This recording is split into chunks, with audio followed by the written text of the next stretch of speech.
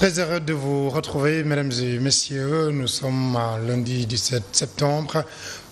Une nouvelle semaine, un nouveau numéro de votre magazine L'Essentiel. Ce soir, nous parlons gouvernance financière, gouvernance économique, gestion des ressources pétrolières au Sénégal avec M. Malène. Il est spécialiste en gestion financière.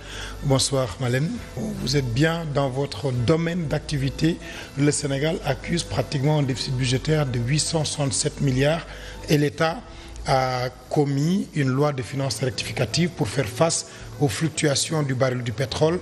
Est-ce que le président Macky Sall, qui prônait la patrie avant le parti, une gouvernance sobre et vertueuse, aujourd'hui fait et applique les lois de la gouvernance financière? Merci d'abord Ben, je voudrais tout d'abord vous remercier de cette invitation, saluer vos téléspectateurs et ceux avec qui je partage ce plateau. Alors il me sera difficile malheureusement de trancher la question en ces termes de savoir si le président de la République s'applique les principes d'une gouvernance vertueuse et sobre. Mais à l'évidence, l'appréciation des finances publiques d'un État, effectivement, se fait à partir d'un certain nombre de critères. Et parmi ces critères, nous avons le critère du déficit budgétaire. Donc le fait qu'on ait un déficit budgétaire aujourd'hui d'environ 800 milliards n'est pas aussi alarmant que cela, parce qu'il faut interroger la trajectoire de la gestion des finances publiques pour le comprendre. Et les derniers rapports qui ont été publiés sur la question, notamment l'instrument de revue des politiques économiques du Fonds monétaire international, ont démontré un effort constant dans la stabilisation du déficit budgétaire. Aujourd'hui, le Sénégal est, avec la croissance que nous avons, dans la possibilité d'avoir un déficit budgétaire en deçà de la norme UEMOA. Et je pense que c'est quelque chose qu'il faut mettre au crédit du travail qui est fait par le ministère des Finances, notamment du point de vue de la mobilisation des ressources fiscales et de la réduction des dépenses. Mais certes, il reste encore un certain nombre de dépenses sur lesquelles l'État réalise ce qu'on ne pourrait pas appeler des pertes, mais en tout cas, quelque chose qui pèse davantage aujourd'hui sur les finances publiques, effectivement, c'est la subvention aux produits pétroliers, qui malgré la hausse du cours des produits au plan international, est resté quand même, les prix sont quand même restés assez maîtrisés au Sénégal. Justement, Malène, est-ce que la politique de soutien des prix que l'État applique peut perdurer quand on sait que quand même la situation est partie pour ne pas s'arrêter assez tôt? Alors, ce que je pourrais dire, c'est que effectivement, l'évolution des prix pourra nous renseigner davantage de ce point de vue-là, parce que si vous vous interrogez sur la période où il y avait également une chute du cours du baril du pétrole, on a vu que les transporteurs, le consommateur sénégalais en général, a exigé de l'État qu'il baisse le prix du carburant, le prix du gasoil, etc. Ce qui n'avait pas été automatique. Parce qu'il faut une période quand même assez critique et assez durable pour qu'on maîtrise la tendance et qu'on la comprenne. Parce que le Sénégal a un système de péréquation qui permet d'essayer de garantir des prix assez supportables pour les consommateurs, qu'il y ait hausse, qu'il y ait baisse. Et forcément, si la tendance se poursuit, elle deviendra insupportable pour le budget de l'État. Et il faudra qu'à un moment, on s'asseye et qu'on revoie à la hausse le prix. Mais au Sénégal, on a pratiquement un excellent cadre juridique en matière de gestion financière. On a les organismes de contrôle qui sont là, on a de très bons textes, le Code des marchés publics, on a la Direction centrale des marchés publics, on a l'ARMP, mais apparemment l'influence des politiques, l'immixtion des politiques, parfois fragilise l'application de ces textes-là. Est-ce que ce n'est pas ça notre problème? Je vais paraphraser un juriste qui disait que lorsque la politique entre au prétoire, la justice en sort. On pourrait faire l'analogie aujourd'hui pour ce qui est de notre système de gestion des finances publiques en général, qui est très bien encadré, avec des experts qui sont très bien formés et un cadre juridique qui est très pertinent. Aujourd'hui, le Sénégal s'est doté d'un code de transparence transposé avec les directives de l'UEMOA qui met en son centre un certain nombre de principes. La performance, la responsabilité, une bonne séparation des responsabilités entre l'État et le Parlement, une bonne séparation des responsabilités au sein de l'État, afin qu'il y ait une prévisibilité et une maîtrise de ce qui se fait et de celui qui le fait. La tendance est à la responsabilisation dans les systèmes de gestion des finances publiques. Et aujourd'hui, au plan juridique, nous avons tout cela. Nous avons une réforme qui prévoit des responsables de programme qui vont être individuellement responsables des crédits qui vont leur être donnés. Il est prévu la déconcentration de l'ordonnancement pour faire en sorte que le ministre lui-même soit ordonnateur de son propre budget et que les personnes se cachent un peu moins derrière cette irresponsabilité qui est organisée. Malheureusement, aujourd'hui, on se rend compte que, quels que soient les organismes que nous avons, que ce soit l'OFNAC, que ce soit la Cour des comptes qui émet beaucoup de rapports, ce sont des recommandations qui parfois restent vaines, ou en tout cas qui ne sont pas connues du grand public, pour plusieurs raisons. Il y a des raisons qui tiennent à la sanction, il faut le dire et l'admettre. Nous sommes un pays dans lequel la sanction ne suit pas très souvent. Donc les rapports sont là, on en parle, ça fait du bruit, mais après, on n'en entend plus parler. Et il faut en face également des acteurs de contrôle, que ce soit le Parlement, donc, qui devrait être en mesure d'appeler ceux qui sont incriminés pour les entendre, les écouter, avoir des commissions d'enquête, mais également la société civile et les universitaires, qui devraient être en mesure aujourd'hui d'exploiter en profondeur ces rapports-là, de développer une expertise dessus et d'exiger des comptes. Et je pense qu'aujourd'hui, on peut être confiant quand on regarde la tendance qui se développe. On a de plus en plus d'universitaires qui sortent. On a des sociétés civiles qui se spécialisent sur ces questions-là. Et je pense qu'avec un travail comme ça, même si la sanction ne suit pas, les populations vont pousser. Parce que de mon point de vue, aujourd'hui, le débat démocratique doit quitter les questions électorales, doit quitter les questions politiques pour en venir enfin aux questions qui intéressent les citoyens. C'est la manière dont les ressources qui leur appartiennent et qui viennent d'eux sont gérées. Tu es en train de parler de budget, des prévisions, l'émission des politiques. Tout à l'heure, Abdoulaye évoquait le cas de ces organes de contrôle, la CENTIF, la Cour des comptes, l'OFNAC, l'IGF, l'IGE. Mais quelque part, on dirait qu'on n'a pas cette culture du contrôle, de l'audit et surtout de la sanction. Ce qui fait qu'à chaque fois que les rapports sont déposés, ça devient lettre morte, ça dort dans des tiroirs. Absolument. Hein, je pense que c'est un constat qui est très partagé. Les rapports sont très peu suivis de suite et ça crée un sentiment d'impunité, en tout cas du point de vue des acteurs extérieurs qui regardent. C'est le sentiment que les citoyens peuvent avoir.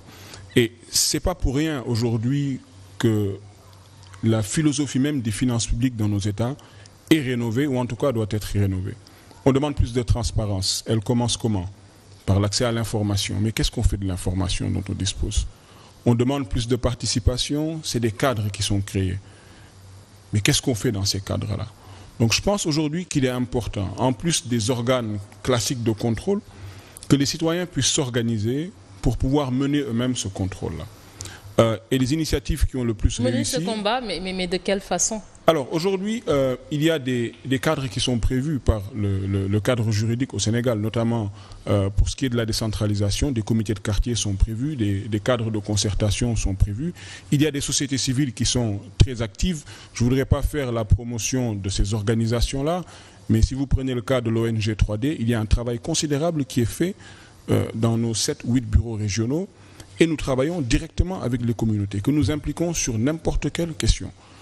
Vous verrez dans des régions comme Tamba, Kédougou, Sédhiou, Matam, sur des questions comme l'éducation, il y a des auditions publiques que nous avons menées avec toute la chaîne de gestion des ressources de l'éducation, que ce soit le conseil départemental, la mairie, les écoles, etc., que ce soit sur le secteur minier ou le secteur pétrolier. Le secteur minier, pour être plus précis. Dans des régions comme Matam, nous avons mené des consultations avec les populations, avons fait des cérémonies de plaidoyer, avons adressé des courriers à la compagnie minière et avons fait des reportages pour montrer la réalité que les citoyens vivent depuis 2009 et qui aujourd'hui est une réalité vraiment triste lorsqu'on regarde les droits que les citoyens ont en vertu des lois de nos pays. Donc pour moi, il y a un effort important à faire de responsabilisation des citoyens, d'information des citoyens, mais il ne faut pas calquer des modèles étrangers. Parce que nous sommes dans un état où malheureusement la pénétration d'Internet n'est pas encore à ce niveau-là. Le niveau d'alphabétisation et de scolarisation est encore faible. Donc vous ne pouvez pas aller à Matam, où la majeure partie des personnes s'expriment en langue poulard, et les informer sur leurs droits en français et de surcroît dans un langage qui est technique et compliqué. Donc aujourd'hui, il faut que le débat change, qu'on laisse peut-être aux politiques le débat qui leur appartient, qui est le débat de compétition pour accéder à des positions, et que les organisations citoyennes et que les citoyens eux-mêmes s'interrogent sur les questions qui les intéressent et en réalité les services qui leur sont fournis par l'État en contrepartie des ressources qu'ils mettent à sa disposition, qui sont les impôts et les taxes qu'ils payent. Alors Malène, dans ce même sillage, aujourd'hui l'État, on a parlé au début donc des fluctuations du prix du baril du pétrole. Aujourd'hui, on a 457 milliards pratiquement de déficit, raison pour laquelle l'État a institué cette loi de finances rectificative. Mais on sait que la gouvernance financière, c'est plusieurs choses. C'est axé sur la gouvernance des recettes, sur la fiscalité, sur la passation des marchés, le contrôle interne, la supervision externe.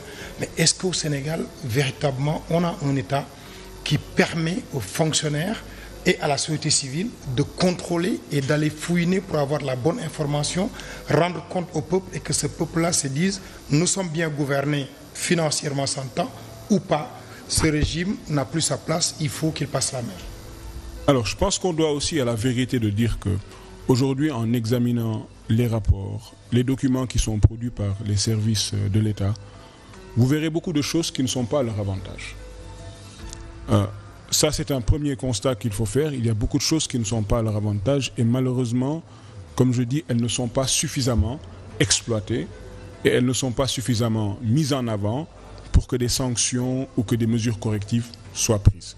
Ça, c'est le premier constat. Je pense également que ce que vous dites est particulièrement important. Il est aujourd'hui important de revenir à une logique institutionnelle plus ou moins rationalisée pour faire en sorte que fondre les institutions pour en avoir une ou deux, bon, je pense que ce serait un peu irréalisable, en tout cas dans le contexte dans lequel nous sommes, mais au moins remettre chaque institution à sa place, qu'elle joue fondamentalement son rôle. Lorsque vous regardez les attributions, par exemple, de l'Assemblée nationale, ce sont des attributions qui sont claires en matière de contrôle et d'évaluation des politiques publiques, qui a été une nouvelle compétence d'ailleurs. Aujourd'hui, certains efforts sont faits par l'Assemblée avec des missions de contrôle, avec des voyages sur le terrain, on essaie d'entendre les populations.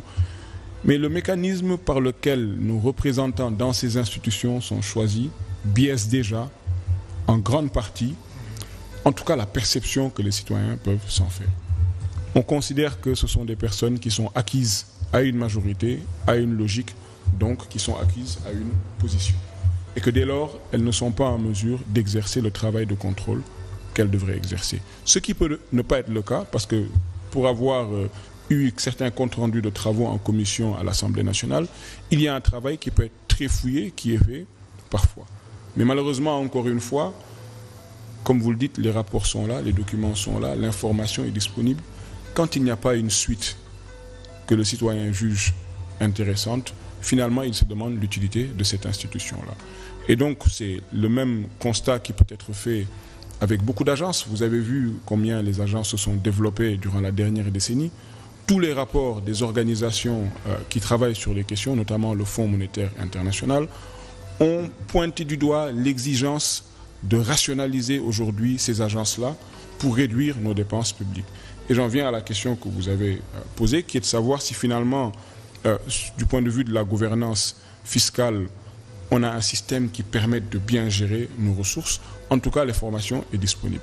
Si vous prenez un cas, le cas des dépenses fiscales, qui nous font perdre beaucoup d'argent, elles peuvent être utiles, parce que ce sont des avantages qu'on accepte de consentir à un secteur privé ou à des personnes tout à fait ordinaires, catégorie de citoyens ordinaires, avec les exonérations fiscales, les déductions, etc.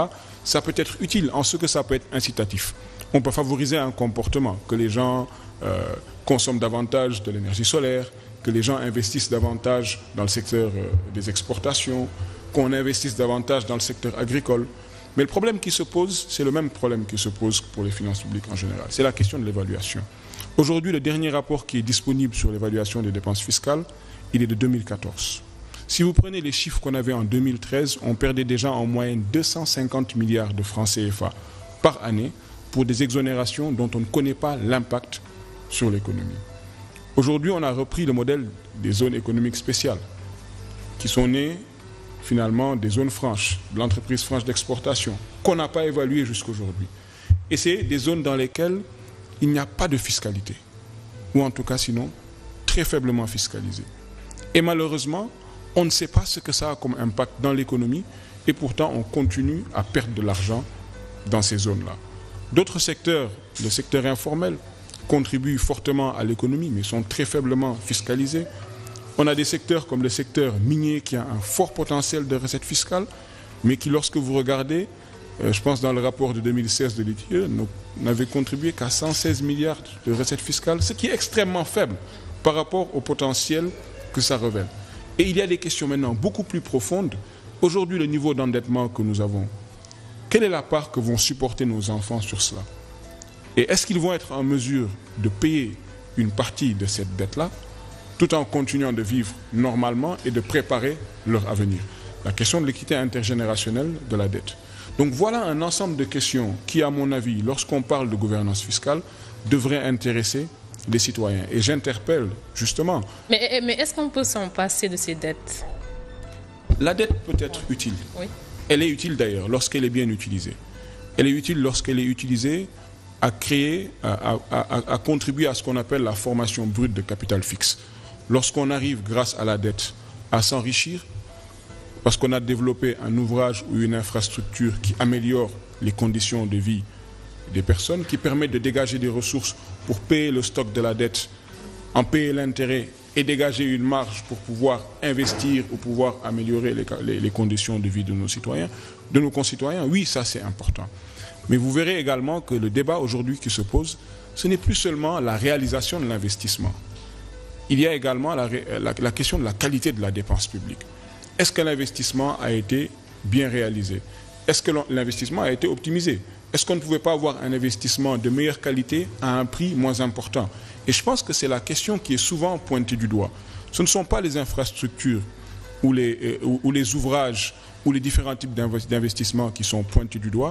C'est leur priorité, la qualité de l'investissement, toute la réflexion qui a présidé au choix de l'investissement, l'impact financier de l'investissement et l'impact que ça a sur la vie des citoyens. Et je pense que lorsqu'on analyse ces différentes couches de questions... Parce que la bonne information, souvent, traduit une certaine réalité des choses. Et l'État ne veut pas que les populations sachent. Aujourd'hui, l'État ne va pas vous dire « j'ai 97 milliards que je dois impérativement rembourser cette année à la SAR, que je dois verser à la Sénélec 52 milliards ». C'est écrit, la présidence le sait, le ministère le sait, mais est-ce qu'on le dit aux Sénégalais? Derrière, vous avez parlé du contenu local par rapport aux ressources gazières et pétrolières, mais est-ce que c'est à l'État de dire, population, levez-vous, venez réclamer ce que nous vous devons? Est-ce que ce n'est pas à la société civile de faire ce travail militant pour former, sensibiliser, informer afin que ces populations prennent à bras le corps leurs responsabilités et demandent à ces entreprises minières qui viennent s'installer dans leur localité de verser ce qu'elles leur doivent? Je pense que l'État a une responsabilité en ce qui concerne l'information des citoyens sur les droits qui sont inscrits dans la Constitution. Aujourd'hui, le droit aux ressources naturelles, tout comme tout autre droit inscrit dans la Constitution, incombe à l'État en ce qui est de l'information des citoyens et également du fait que les citoyens puissent jouir de ce droit qui est reconnu. Sinon, il n'a pas d'utilité. Mais effectivement, ce que vous dites est particulièrement important. Au-delà de ce que fait l'État, parce qu'il pourra toujours dire qu'il a fait, après on appréciera si c'est suffisant ou pas, il y a des organisations dont le travail est justement d'être soit le relais de l'État là où il doit être le relais de l'État, ou alors d'être je dirais pas un contre-pouvoir, parce que ce n'est pas ça le rôle, mais en tout cas une structure d'alerte, un organe d'alerte pour que les citoyens puissent comprendre ce qui leur est autorisé par leur constitution ou par les différentes lois, qu'ils puissent comprendre les droits dont ils disposent et les mécanismes par lesquels ils peuvent les mettre en œuvre. Et de ce point de vue-là, la société civile a une responsabilité qu'elle essaie d'assumer tant bien que mal à travers ses programmes, ses projets et ses différentes actions. Mais je pense que ce n'est jamais assez suffisant. Aujourd'hui, nous allons vers l'exploitation de ressources naturelles en quantité assez importante et il est donc, je pense, crucial que les organisations citoyennes et la presse puissent travailler main dans la main. La presse est beaucoup plus sur le quotidien parce qu'elle est bousculée par l'information. Mais la société civile doit être sur des réflexions beaucoup plus structurelles et peut-être le fruit de ces réflexions. Ce besoin d'information, c'est ça consacré par la Constitution du Sénégal. Le gouvernement vient de mettre en place le BIG, le Bureau d'information gouvernementale. Mais encore une fois, quand on nous dit que le Sénégal a 1200 milliards à partir de l'eurobond, est-ce que le problème, ce n'est pas la communication gouvernementale? Est-ce que ce n'est pas dans l'utilisation de ces recettes donc provenant d'X ou Y? Parce qu'assez souvent, on se rend compte que notre pays engloutit beaucoup d'argent, mais dans la mise en œuvre, dans l'exécution, c'est là où se pose le véritable problème. Et les organes de contrôle le confirment assez souvent. Je pense que les citoyens ont un bon avocat en vous. Ils portent les questions avec beaucoup d'engagement, ce qui est particulièrement intéressant. Et ça touche à des questions, effectivement, qui sont celles que vous avez soulevées. J'ai l'impression qu'on passe beaucoup plus de temps à communiquer qu'à informer. Et ça a forcément un impact sur ce que les citoyens peuvent retenir de la vérité. Parce que lorsque vous communiquez, vous recherchez un objectif précis derrière, qui est de susciter X ou Y comportement, c'est celui vers qui l'information va arriver. Alors que le rôle du gouvernement devrait être davantage d'informer. Aujourd'hui, malheureusement, par rapport à l'information, il y a des efforts qui pourraient être faits et qui ne sont pas faits, et on passe justement, je pense, du temps à faire des choses qui sont moins importantes. Aujourd'hui, on parle d'un bureau d'information gouvernemental. Il y a un ensemble de moyens par lesquels on peut informer et on doit informer les citoyens quand on le veut. Aujourd'hui, ce n'est pas par Internet que vous allez informer les citoyens au Sénégal. Encore une fois, parce qu'on a des mécanismes qui sont ancrés et qui fonctionnent.